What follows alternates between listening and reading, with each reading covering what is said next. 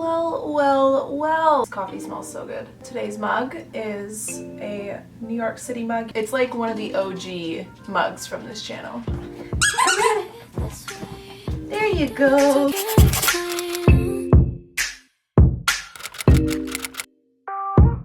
Hey guys, what's up and welcome back to my channel. For today's video, I'm going to be doing another coffee talk with you guys. This is the first ever coffee talk in 2018, which is so epic, and I feel like we're starting on a good one. If you guys remember, I feel like it was back in October or November, that rhymed, I said that I kind of wanted to theme my weeks of videos. The videos that go live that week almost kind of sync together. If you haven't noticed, I've kind of already been doing that leading into 2018. Yesterday, I posted a vlog all about how I deal with my anxiety, and it was more hands-on things you can do, tips and tricks that I like to use. If you haven't seen it, I will link it up on the screen or put it down below, but today's video is kind of a coffee talk that ties into that, and this is more of, you know, like the sit down, let's have a life chat about it, how to stop doubting yourself. I wasn't really sure what I wanted to call this. I initially had how to trust your life, how to get confident, how to beat anxiety, but I don't think you actually truly ever beat it, so I couldn't call it that. How to go from anxious to able, and it just kind of boiled down to, honestly, how to stop doubting yourself, because a lot of the time, anxiety just stems from a very deep doubt that you feel about the world, about life, about your current situation, about the present moment, about yourself, about other people. And I think in recognizing that, we can find ways to kind of counteract that doubt and get back to living, you know, more consciously and feeling more confident and feeling more sure of ourselves. Really quick, if you guys aren't following me already, I'm gonna pop my Twitter, my Instagram, and my blog. As you're watching this, I'm either on my way or landing in Hawaii. I can't figure out the time difference. I'm in that general direction, which is this way.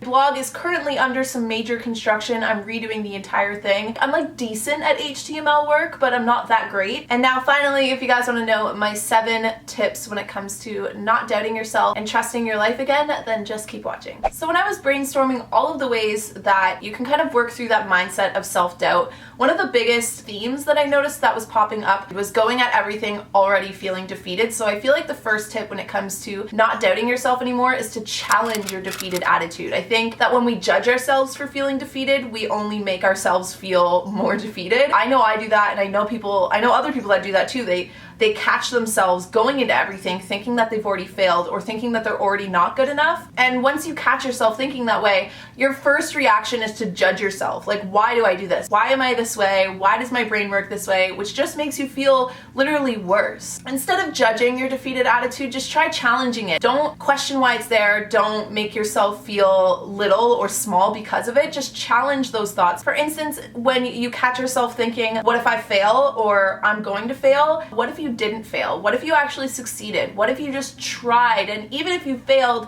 at least you know you just put in your all. I've talked about this before, but Jen Sincero in the book You Are a Badass, one of my favorite things that I ever pulled from that book was, I just want to see if I can. And that is such an easy way to challenge that defeated attitude inside your brain, is to just be like, you know what? I don't care whether I succeed or I fail, so I'm just gonna throw that thought away and I'm just gonna see if it ends up working out. It's not just about whether you're good enough, whether your circumstances are right, whether everything's lining up. It's a little bit of all of those things coming together. You won't always fail. Sometimes you will, but sometimes you won't, and there's no way to know unless you just try. Every time you go into anything thinking that it's already gonna suck, doubting yourself, doubting everything that goes into whatever it is you're about to go into, even if it's just as simple as waking up that day and going into like your day-to-day routine and thinking today is going to suck, challenge it by thinking, but what if it doesn't suck? What if it ends up being a great day and I spent this morning feeling like crap? I just want to see if I can have a good day despite the fact that I feel this way. And when you challenge your defeated attitude that way, it opens up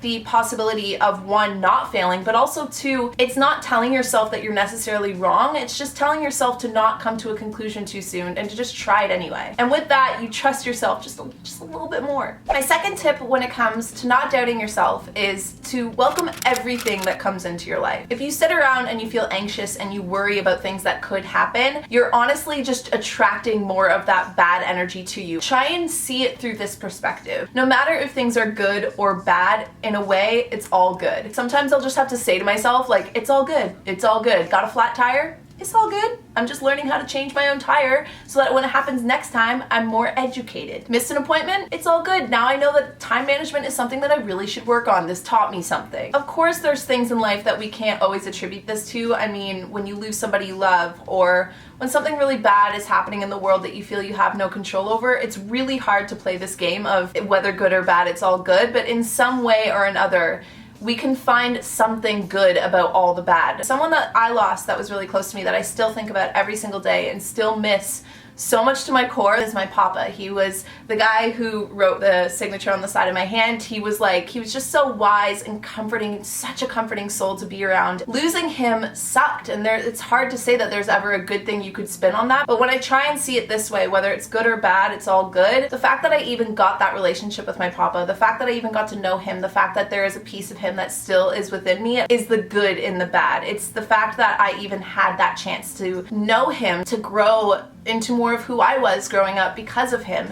That is the good inside that bad. When it comes to trusting yourself, if you tell yourself that no matter what happens to you, good or bad, it's all good, it makes it so that you can stop feeling so afraid of life and stop feeling so afraid of yourself or your shortcomings or your failures, because even when you do fail, even when bad things happen to you, it's teaching you a lesson or it's giving you some sort of knowledge for the future. And knowledge is confidence, and knowledge is power, and knowledge is going to give you that boost that you need to stop doubting yourself even more the next time these types of things come around and happen again. And welcoming all things into your life also means welcoming the things and owning the things about you that maybe aren't your favorite things. Owning your weaknesses is a way to own who you are, and in that way you turn your weakness into a strength. Your weaknesses could be jealousy. In a way, owning that jealousy, acknowledging that jealousy, and then whenever you see yourself getting jealous, this is how I'm feeling right now. I'm not justifying it, I'm just saying I feel it, and because I know that I feel this way, I'm able to use this as my strength to work around it or to work with that jealousy and find a way to teach myself I don't need to be jealous, or to teach myself that there's something bigger in life that I'm missing, because obviously if my jealousy is still bubbling up and coming over, there's a big chunk of a life lesson that I'm missing, because otherwise this feeling wouldn't be there. And instead of judging it and feeling like it's bad, turn it into a strength by learning from it and making it something good. And with that, you learn to trust everything, whether it's good or bad, whether it's in your life or just within yourself. The third tip when it comes to not doubting yourself is to always do your best. I've talked about the 4 agreements before, and I live very strongly by them, more than I even intended to. It's just one of those things that whenever I find myself anxious or in any sort of situation that I feel uncomfortable or I feel down, I read through the 4 agreements really quickly in my head, and always do your best is one that sticks with me so strongly. If you're always doing your best, that's all anybody can ask of you. Nobody can expect more, including yourself, if you've put your all into it. And the thing is that nobody knows what your best is aside from you. We have to learn to trust ourselves and trust when we know we're doing our best and when we're maybe falling short or letting other things get in the way or being lazy. Because when we are honest with ourselves, we know when we're actually doing our best, then we're confident enough to know that even if it doesn't work out, even if we fail, we know we did everything we could to the best of our abilities, so there's nothing to feel wrong or doubtful about. And this in a lot of ways too kind of creates this immunity to other people's opinions or other people's judgments, because no matter what, everybody's gonna have something to say about everyone. You can't be everybody's cup of tea. Nobody's gonna like everything you do. Someone can always find something to pick apart about your personality, about the work you do, about the things you say, about the person you are. But the way to become immune to that is to know that as long as I'm just doing my best and I'm going at everything with good intentions and I'm putting myself out there to the best of my abilities and expressing myself to the best of my abilities, and there's nothing I can do to stop anyone from judging me. And in a lot of ways, it's their right to judge me. I know that with doing my best, I have nothing else to prove, and maybe it just means that that other person and I don't sync, or that they see things through a different perspective than I do. You learn to stop doubting yourself, and also in a lot of ways, you learn to have your own back, because then you know, I know in my core, this was the best that I could have absolutely done. So as fair as it is for other people to pass judgment, my own judgment says you did the best you could.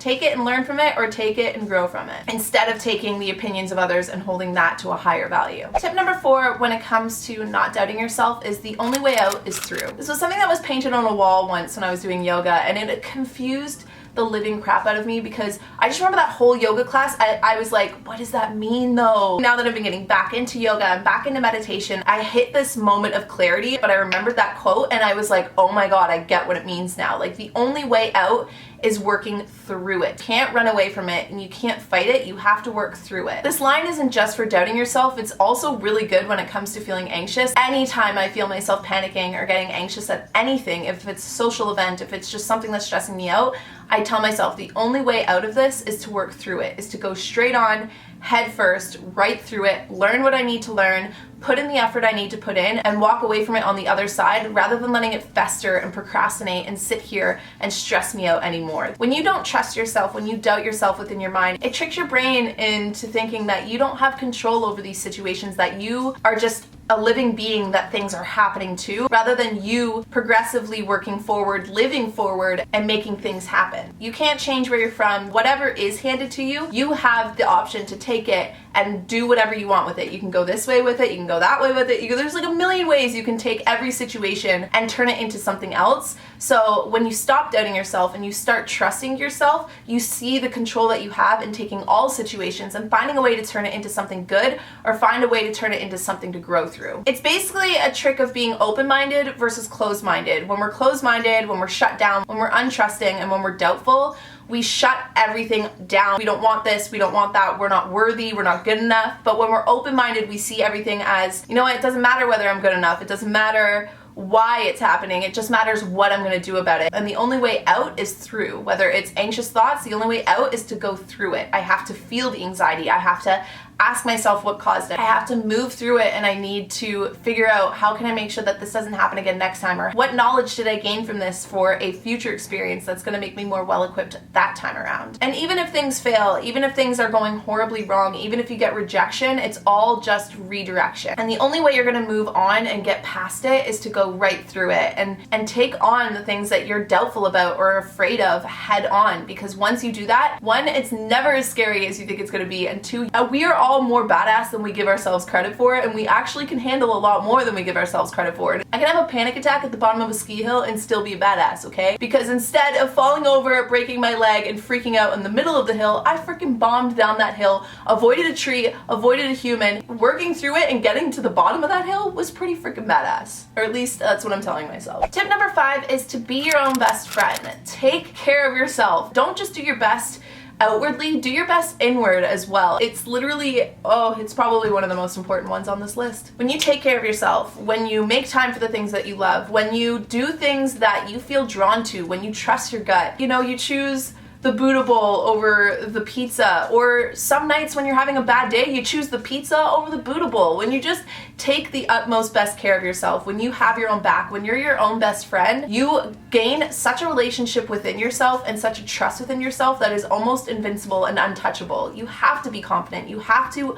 own who you are. And that doesn't give anyone the permission to be boastful or to be rude or to think that they're better than anybody else. Taking care of yourself is making it so that you're a happier person that can then turn around and take care of other people. Smiling at a stranger and making them feel good, being able to turn off your own drama and be there for a friend and give them life advice. The more time you spend and make for yourself to do things that make you feel good, easier it is to feel good about other things going on in your life. Maybe things that are new to you or challenging to you. It's easier to feel good about those things if you take your spare time and you do things that make you feel good about yourself. So be your own best friend, take care of yourself, have your own back, because if you don't, nobody else can do that for you. It boils down to us to take care of ourselves and to feel good about ourselves so that we can turn around and make other people feel good about themselves. Number 6, and I hope you guys don't take this too harshly, cut the crap. Or in the wise words of Jen Sincero, ditch your drama. Honestly, I put this one in here because I had to do this to myself. Any given situation, we have two options. We can be the victim or we can be the master, the warrior. I think that it's easy to want to be the victim because in a lot of ways, a victim mentality, even if we don't realize we're doing it, and we all do it, it puts the responsibility on other people to make us feel good, to make us feel loved, to make us feel comfortable, or to justify the way that we feel. When something bad happens and you feel doubtful about yourself, you say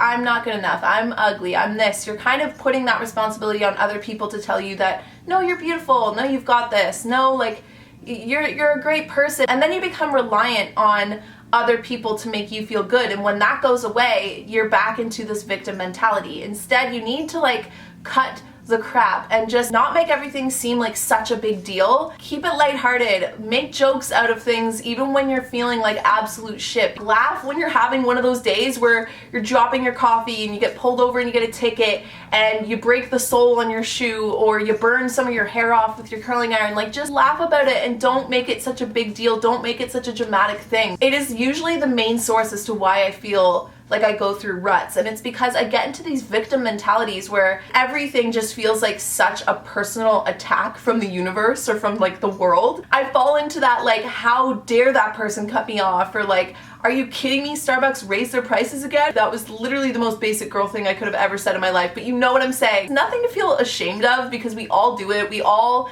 want to be a victim a time or two, because we all like the idea of the fairy tale storyline where someone comes along and saves the victim. But I don't want to be the victim. I want to be the warrior that's like, you know, fighting through. I don't need some man to come save me or some person to make me feel good or whatever it is. I don't want to be the damsel in distress, and I also don't want to be the hero. Like, nobody wants to be a martyr either. Let's just like cut the drama of all of it, deal with what we need to deal with, and move on so that we can actually enjoy our lives and feel good and relaxed and not feel so, you know, like we're making everything such a big deal. Taking somebody else's life and contrasting it against your own and then seeing your own shortcomings. Putting expectations on yourself, or expectations and telling yourself that you won't be or you can't be happy unless you meet these expectations. This is all crap that we torture ourselves with for literally no reason, aside from I think we kind of like the drama of it. I think every now and then we all enjoy being the victim. We all enjoy being the hurt or the angry in a way. And I'm laughing because like I genuinely think it's kind of funny, because I do it all the time, and I catch myself doing it, or Greg will call me out on doing it, and I'm like, yeah, you're right. Like I'm being a big baby right now for no reason. When you cut the crap, when you cut the drama, when you stop comparing yourself, when you stop putting these silly and ridiculous expectations on your life or who you think you should be or whatever it is, it just makes it so much easier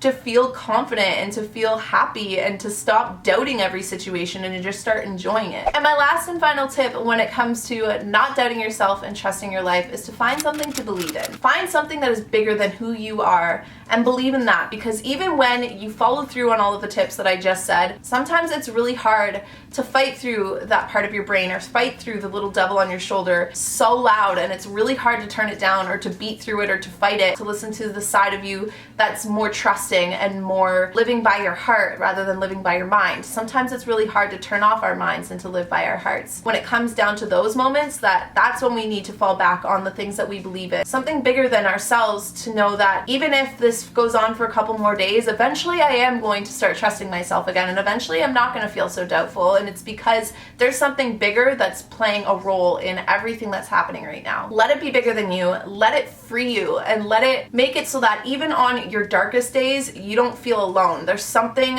bigger that you feel attached to. There's something higher that you feel drawn to, a God or the universe or the source or everything happening for a reason, or Hakuna Matata, or whatever it is that you choose to believe in. Let that carry you through those days, because no matter what, we all have bad days. We all have days where it just feels so hard to try and fight against the thoughts in our brain. It feels so hard to get out of that victim mentality. It's so hard to just not feel defeated and not feel doubtful of the whole situation, of yourself, of your life. But it's on those days that we need those belief systems the most. And two, remember that once you do work through it and you start feeling confident and you start trusting yourself and your life again, fall back on that belief system with almost like a sense of gratitude. As lame as this sounds and as gushy as I'm getting right now, don't forget to be grateful for that, and don't forget to be grateful for the bigger picture of all of this happening. The fact that this video exists, the fact that you exist, the fact that I exist, the fact that there's seconds ticking by right now, that there's cars driving, there's people walking their dog. I'm literally just naming things outside my window, but all of this is existing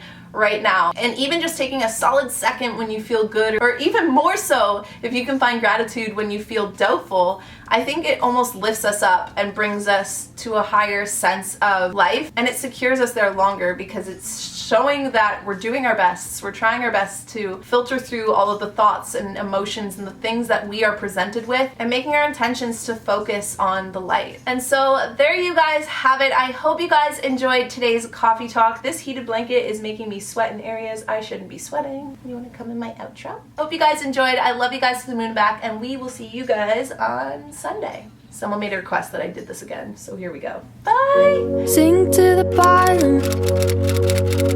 Only to wind up belly up on your bedroom floor, innocuous form. I'm